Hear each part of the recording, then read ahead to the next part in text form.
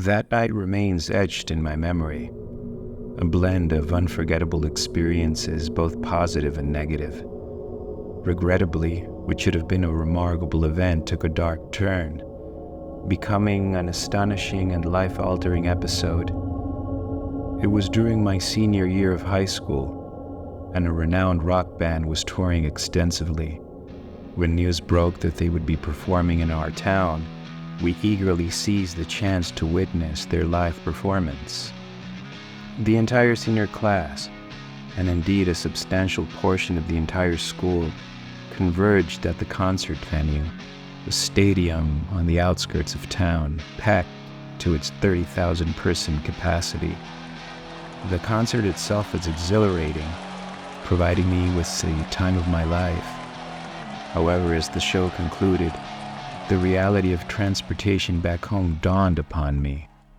The venue was situated at least an hour or two away, and the clock had ticked past midnight.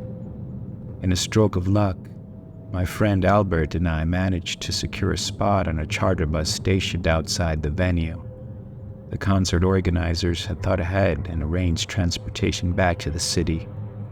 Approximately an hour later, the bus dropped us off, leaving us 5 blocks away from Albert's house. While my destination was still a considerable distance away, I opted to walk to Albert's residence and planned to call a cab from there. It was 1:18 a.m. An eerie stillness enveloped the air, and an unusual quietness prevailed during our walk. A realization struck me. "No cars," I remarked. "What do you mean?" Albert, showing signs of fatigue from the intense jumping, screaming, and singing, inquired. "I haven't seen a single car pass by. Not one. It's 1:30 in the morning. What do you expect?" "Yeah, I know, but it's never this deserted." As we continued towards Albert's house, an unsettling stillness accompanied us. Suddenly, a guttural sound disrupted the silence. A car engine behind us. I glanced over my shoulder to witness a slow-moving black sedan. The model eluded my sight as the windows were entirely blacked out. The car came to a halt about 20 feet ahead, its unusually bright red lights catching my attention, perhaps brighter than what I was accustomed to seeing in other vehicles. I squinted. A sense of unease washed over me, causing me to slow my pace. Instinctively, I grabbed Albert's arm. "What?" he questioned. "The car." "Yeah, so?" The individual riding shotgun in the black sedan gradually rolled down the window. Both Albert and I came to a sudden halt. Then he, or it, extended its head and peered in our direction. It resembled a man, yet its face was barely discernible. Hollow eyes and an open mouth creating a dark void emitting a silent scream. "Are you seeing this, Albert?" Yes, he replied, his complexion pale, disbelief evident in his eyes. What unfolded next exceeded the bounds of our imagination. The being's neck elongated, the head now at least 3 feet from the car. It morphed into a grotesque, otherworldly serpent, observing us for a moment before snapping its head back swiftly, like a spring recoiling after being stretched too far. Abruptly, the tires screeched, and the car began heading towards us in reverse with astonishing speed. Without uttering a word, we instinctively turned around and sprinted.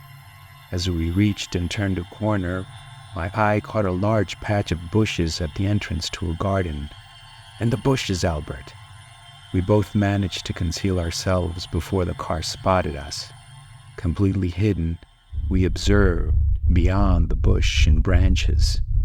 The car halted directly in front of the bushes, momentarily shattering my hope, fearing it had detected us.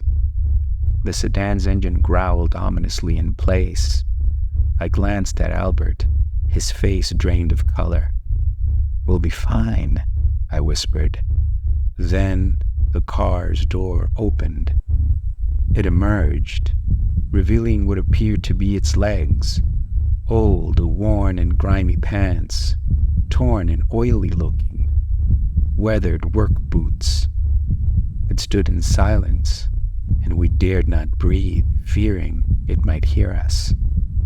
Eventually, it quietly returned to the car and shut the door. The car lingered before us, and suddenly, it emitted an ear-shattering horn blast, an unbelievably loud expression of frustration for losing us. The tires screeched as the sedan sped away.